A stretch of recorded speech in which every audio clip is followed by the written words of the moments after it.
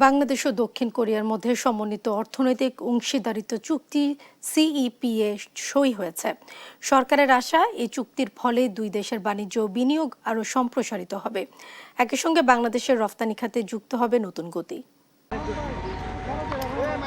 দক্ষিণ কোরিয়ার বাজারে বাংলাদেশের প্রধান রপ্তানি পণ্য তৈরি পোশাক, চামড়া, চামড়াজাত পণ্য, জুতা এবং পাটজাত পণ্য।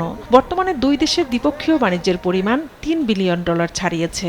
তবে এর মধ্যে বাংলাদেশের রপ্তানি এখনো তুলনামূলক কম। সেই ব্যবধান কমিয়ে বাণিজ্য ও বিনিয়োগ বাড়াতে বাংলাদেশ ও দক্ষিণ কোরিয়ার মধ্যে সই হয়েছে সমন্বিত অর্থনৈতিক অংশীদারিত্ব চুক্তি সিইপিএ। মঙ্গলবার সকালে সচিবালয়ে চুক্তিতে সই করেন বাণিজ্যমন্ত্রী খোন্দকার আব্দুল মুক্তাদির এবং দক্ষিণ কোরিয়ার বাণিজ্যমন্ত্রী ইও হান-কু।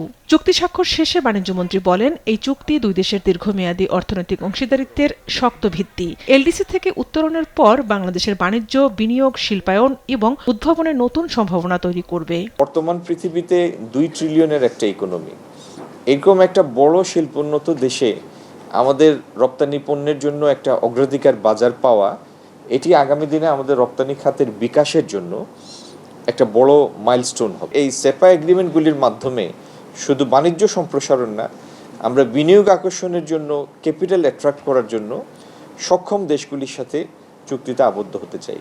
তো সেটির জন্য দক্ষিণ কোরিয়া আমাদের জন্য একটা মডেল দেশ।